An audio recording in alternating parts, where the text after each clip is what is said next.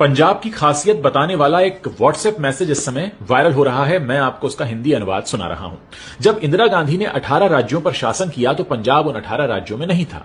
अब जब मोदी 19 राज्यों पर शासन कर रहे हैं तो पंजाब उसमें नहीं है। जब अंग्रेजों ने पूरे भारत पर शासन किया तो पंजाब उनके शासन में आने वाला आखिरी राज्य था और उसने तुरंत स्वतंत्रता के लिए संघर्ष करना शुरू कर दिया। अंग्रेजों के खिलाफ स्वतंत्रता संग्राम में पंजाबियों का योगदान 80% से भी ज्यादा है। जब मुगलों ने भारत पर शासन किया और हिंदुओं को इस्लाम में परिवर्तित किया तो केवल एक पंजाब उनके खिलाफ खड़ा हुआ और गुरु तेग बहादुर जी ने उनके विरोध के लिए दिल्ली के चांदनी चौक में अपना जीवन बलिदान कर दिया और गुरु गोविंद सिंह ने इस्लाम में धर्मांतरण के खिलाफ 7, 9, 14 और 17 साल की उम्र के अपने सभी 4 बेटों का बलिदान किया। उनके बड़े 2 बेटों ने चमकौर साहिब में मुगलों के खिलाफ युद्ध में अपने प्राणों की आहुति दी और छोटे 2 बेटों ने उस राज्य के मुगल शासक उन्होंने सरहंद में उन 2 बच्चों को जिंदा ईंटों में चिनवा दिया।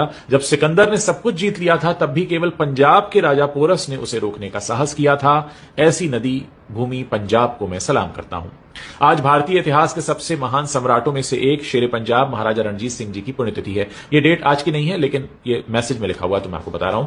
उसमें लिखा है, एक आंख से अंधे, एक हाथ से घायल, फिर भी महान सिख साम्राज्य का उन्होंने निर्माण किया।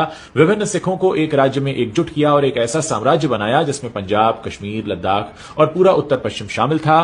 हरि सिंह नलवा, दीवान मोकम चंद, वीर सिंह ढिल्लों और जोरावर सिंह जैसे योग्य लोगों ने इसकी सेवा की। एक आधुनिक सेना भी वहां बनाई गई। यहां तक कि युद्ध की नवीनतम तकनीकों को लाने के लिए उस वक्त यूरोपीय अधिकारियों को भी इसमें भर्ती किया गया। यही कारण है कि ब्रिटिश शासक उनके जीवित रहने तक पंजाब पर कब्जा नहीं कर सके थे। उनकी वजह से पंजाब आखिरी राज्य था जो 1849 यानी 1849 में ब्रिटिश शासन के अधीन आया। लेकिन अफसोस है कि भारत में उनकी विरासत के बारे में कोई ज्यादा नहीं बताता।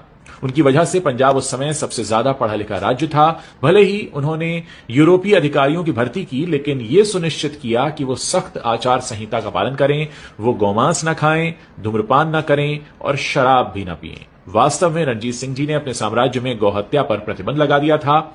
एक धर्मनिष्ठ सिख जिसने कभी धर्म के आधार पर कोई भेदभाव नहीं किया, उसके दरबार और सेना में हिंदू, सिख और मुसलमान बराबर संख्या में थे।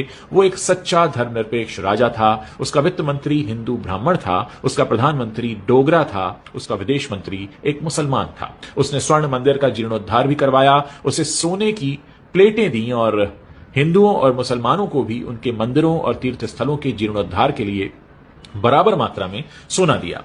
गुरु गोविंद सिंह के सम्मान में पटना और नांदेड़ में गुरुद्वारे बनवाए जिन्हें पंच तख्त में से एक माना जाता है। एक महान योद्धा, एक समान रूप से योग्य और एक बुद्धिमान शासक, एक सच्चा और महान इंसान था रणजीत सिंह। और रणजीत सिंह विश्व के इतिहास में एकमात्र ऐसे राजा हुए हैं जिन्होंने अफगानों पर विजय प्राप्त की।